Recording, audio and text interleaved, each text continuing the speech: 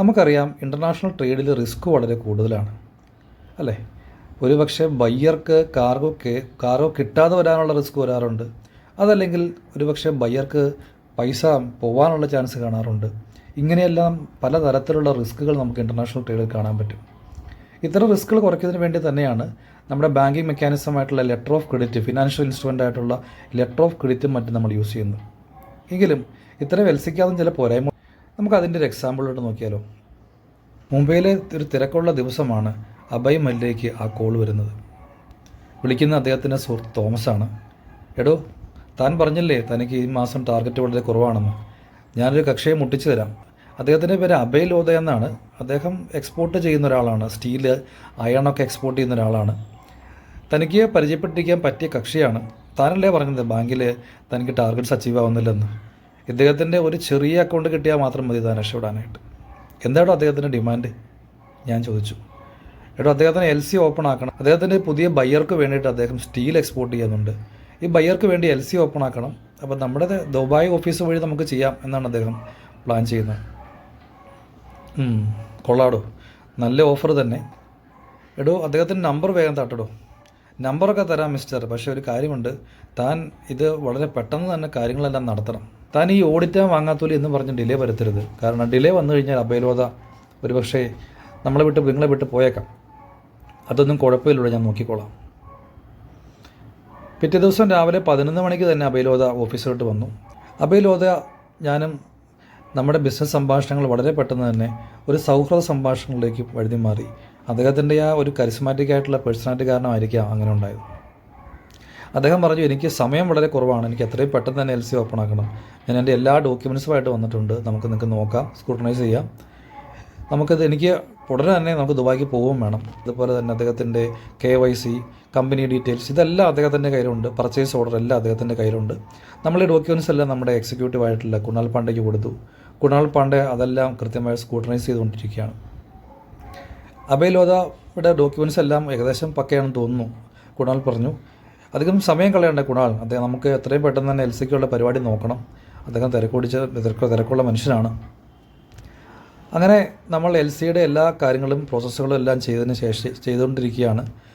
കൂടുതൽ സ്ക്രൂട്ടണിക്ക് വേണ്ടിയിട്ട് ഉള്ള കാര്യങ്ങളെപ്പറ്റി ആലോചിച്ചെങ്കിലും അത് ഒരു ഡിലേക്ക് കാരണമാകുന്നതുകൊണ്ട് തന്നെ നമ്മൾ പറഞ്ഞു, ഒരു കാര്യം ചെയ്യും, LCക്ക് വേണ്ടിയിട്ടുള്ള ഡിപ്പോസിറ്റ് നമുക്ക് ഒരു 50 lakhs അതാണ് നമ്മൾ പ്രതീക്ഷിക്കുന്നത്. സാർ എത്രയും പെട്ടെന്ന് ചെയ്യണം. അവരത് അപ്പോഴേ റെഡിയായിരുന്നു. അത് അങ്ങനെ അദ്ദേഹം ഡെപ്പോസിറ്റ് എല്ലാം ചെയ്തിട്ട് അടുത്ത ഫ്ലൈറ്റിന് തന്നെ ദുബായിക്ക് പറഞ്ഞു. പിന്നീട് 2 ആഴ്ചയ്ക്ക് ശേഷം അദ്ദേഹത്തിൻ്റെ കോൾ വന്നു. അദ്ദേഹം പറഞ്ഞു, എല്ലാം റെഡിയാണ്, നമ്മുടെ സ്റ്റീൽ ഇവിടുന്ന് കയറി പോയിക്കൊണ്ടിരിക്കുകയാണ് മുംബൈ പോർട്ട് വഴി.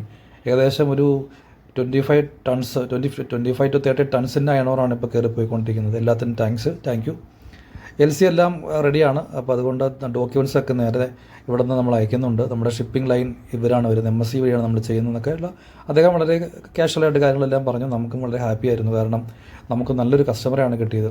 അങ്ങനെ ഒരു മാസത്തിന് ശേഷം ആണ് നമുക്ക് ഹെഡ് ഓഫീസിൽ നിന്ന് ആ ഒരു കോൾ വരുന്നത്. ആ കോളിൽ ശരിക്കും അവർ ചോദിച്ചത് അഭയ് ലോധയുടെ മൊത്തം LC അദ്ദേഹത്തിൻ്റെ ട്രാൻസാക്ഷൻ ഏതാണ്ട് 72 crores rupees ആയിട്ടുണ്ട്. നമ്മൾക്ക് മേടിച്ചിരിക്കുന്ന ഡെപ്പോസിറ്റ് എമൗണ്ട് വളരെ കുറവാണ്. ഇതെന്താണ് ഇങ്ങനെ ഒരു മിസ്മാച്ച് എന്നായിരുന്നു ചോദ്യം. നമ്മൾ KYC എല്ലാം മേടിച്ചതാണ്, കമ്പനി പ്രൊഫൈൽ കാര്യങ്ങളെല്ലാം പക്കയാണ് എന്നൊക്കെ പറഞ്ഞ് ഞാൻ കമ്പനിയെ നമ്മൾ ഒന്ന് പറഞ്ഞ് മനസ്സിലാക്കിയെങ്കിലും ഒന്ന് ചെക്ക് ചെയ്യാൻ തന്നെ തീരുമാനിച്ചു.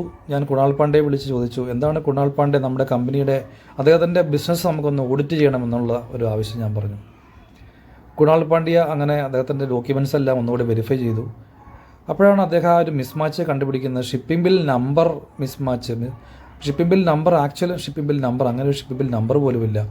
അതുപോലെ BL നമ്പർ മിസ്മാച്ച്. അങ്ങനെ ഷിപ്പിംഗ് ലൈൻസിൽ ആ ഒരു BL നമ്പർ ഇല്ല. കുറച്ചുകൂടി കൃത്യമായി നോക്കിയപ്പോഴാണ് മനസ്സിലായത് അദ്ദേഹത്തിൻ്റെ ഡോക്യുമെൻറ്റ്സ് എല്ലാം ഫാബ്രിക്കേറ്റഡ് ആയിട്ടുള്ള ഡോക്യുമെൻറ്റ്സ് ആയിരുന്നു. ഇതൊരു ഫ്രോഡാണോ എന്നുള്ള ചിന്ത.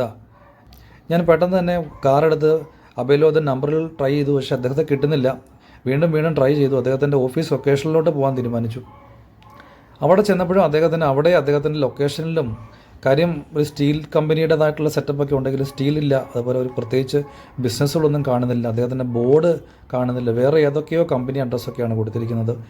എന്നാൽ അദ്ദേഹം പറഞ്ഞ ഫ്രൈറ്റ് ഫോർവേഡിങ് കമ്പനി ചെന്നപ്പോഴും അതും പൂട്ടിയിട്ടിരിക്കുകയാണ്. അപ്പോൾ എനിക്ക് തോന്നി ഇതെല്ലാം വല്ലാത്തൊരു പ്രോബ്ലത്തിലേക്കാണല്ലോ പോയിരിക്കുന്നതെന്നുള്ളത്. അഭയ് ലോധയുടെ ഈ ഒരു സ്റ്റോറിക്കകത്ത് നമുക്ക് മനസ്സിലാക്കാൻ പറ്റുക, ഈവൻ LC വളരെ സേഫായിട്ടുള്ള ഇൻസ്ട്രുമെൻ്റ് ആണെങ്കിൽ പോലും അതിലും ചില തിരിമറികളൊക്കെ നടത്താൻ പറ്റുമെന്നുള്ളതാണ്.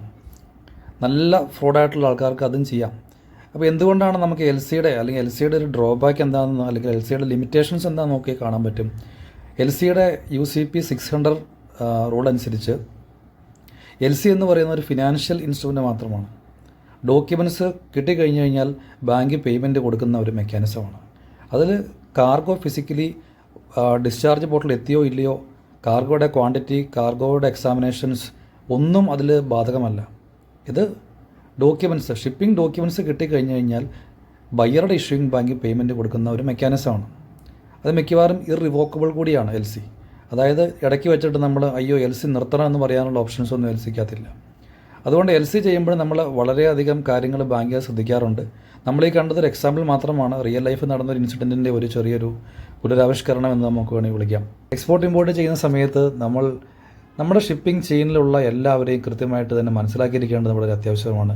പ്രോസസ്സ് വളരെ കൃത്യമായിട്ട് മനസ്സിലാക്കേണ്ടത് വളരെ അത്യാവശ്യമാണ്. ഇത്തരത്തിലുള്ള പുതിയ വീഡിയോയുമായി നമുക്ക് ഇനിയും കാണാം. ഒരു ചാനൽ സബ്സ്ക്രൈബ് ചെയ്യാത്തവർ ചാനൽ സബ്സ്ക്രൈബ് ചെയ്യുക, ലൈക്ക് ചെയ്യുക, ഷെയർ ചെയ്യുക. Thank you.